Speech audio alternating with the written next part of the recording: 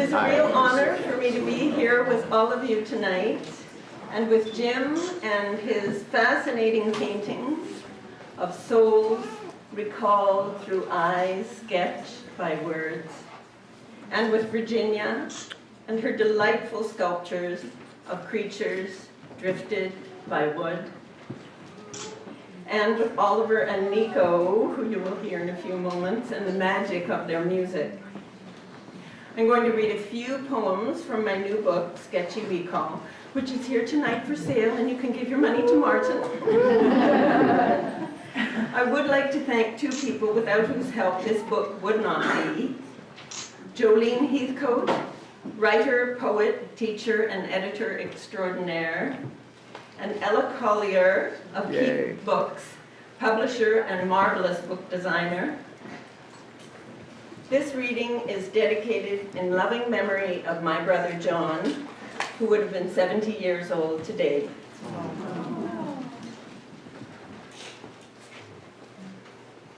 The shaking is all because I'm excited about all these music.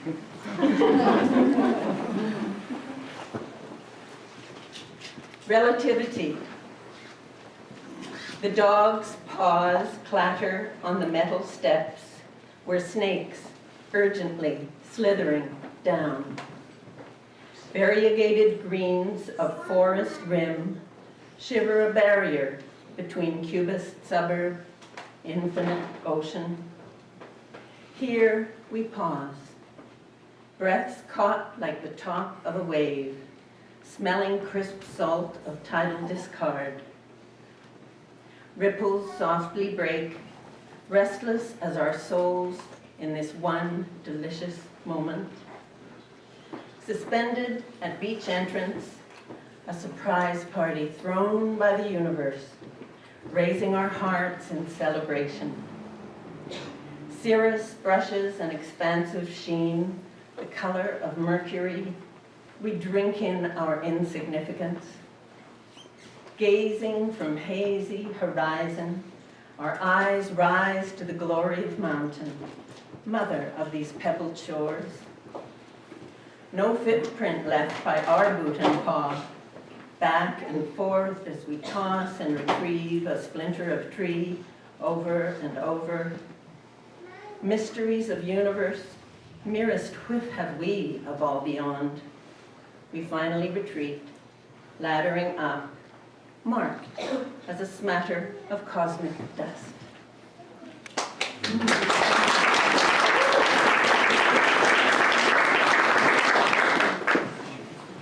And now, on this short December night, I'm going to read you a bit of a story. Other people's worlds. Most adventures start in eager anticipation. Flown into this northern prairie city, my friend and I come to visit the famed Fringe Festival and to see her adult son in his new world. We're in a vacation rental home, the usual inhabitant a mystery. Our disdainful and puzzled comments, "What is this? How could she?" drop, staining the dusty air of this strange abode. There's a feeling of disquiet, consuming unease. Spaces are small and crowded, unkempt, grubby mismatch, things not in their places, faded photos on the dusty piano of one woman, one girl. Next to the basement laundry, an ancient cluttered room of ugly colored tourist doodads, a dusty pawn shop in an old horror movie. The garden, a mirror of neglect, a form here once, like something you think you've seen and then it's gone. An odd flower pops up here and there, failing testament to nature's resilience. There's really green chard I do not want to eat. Strangely bountiful golden raspberries overgrown against the rotting wall of the old garage I would not enter if the hounds of hell were driving me. We pass our week, wrangling with the festival schedule and each other, trying to be careful, I don't know why.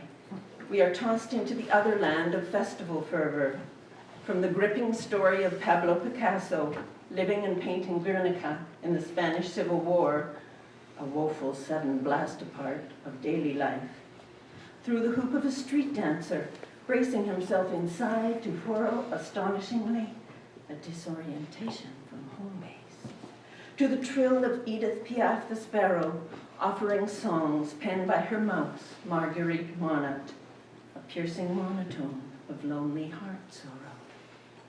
The time passes in fits and starts. My friend's son comes one evening so they can cook dinner together. Difficult in the kitchen, so ill-equipped with so many frying pans, but no lidded pots or sharpened knives. In the fridge, only duplicate sticky condiments and a piece of dried, unpardonable cheese. We're long past the drill of asking, what on earth does this person eat?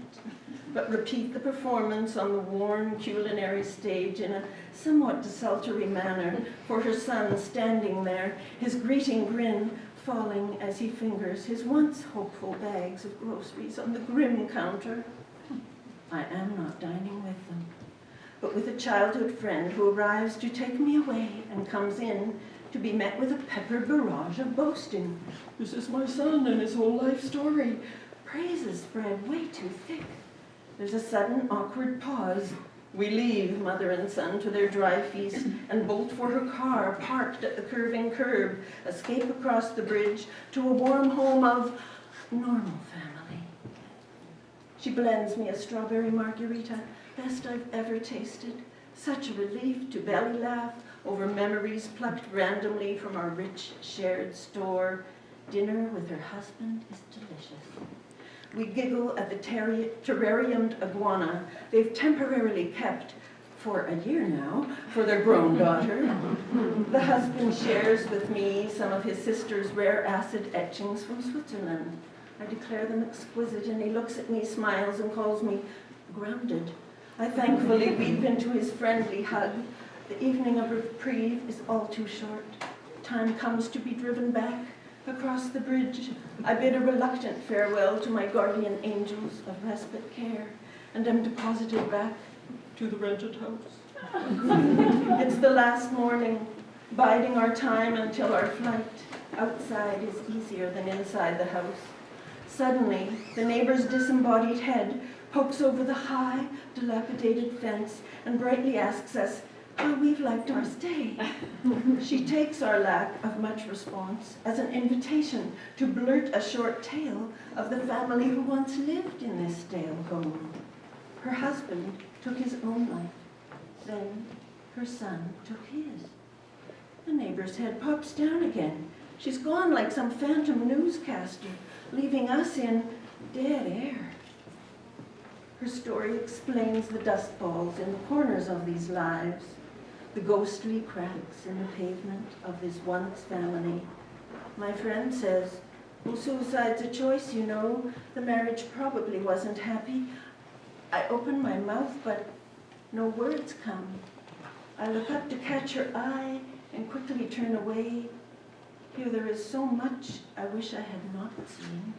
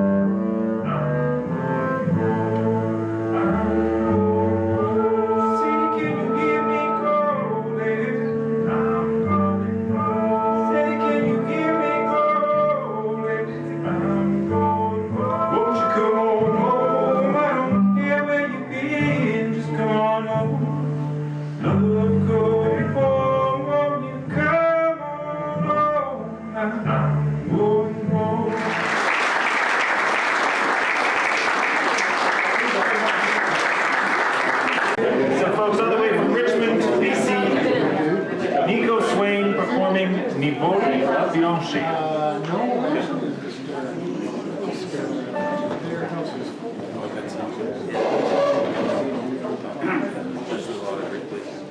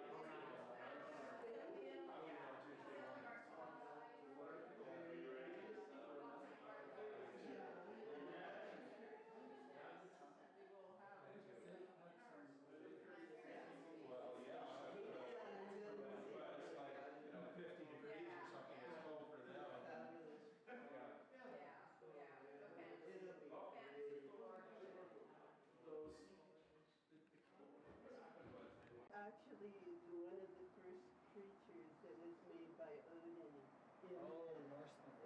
Norse mythology. Well, I couldn't Out take of that one. driftwood. Oh, wow. Yeah, I did all sorts of stuff. Well, Yeah, I did. We got here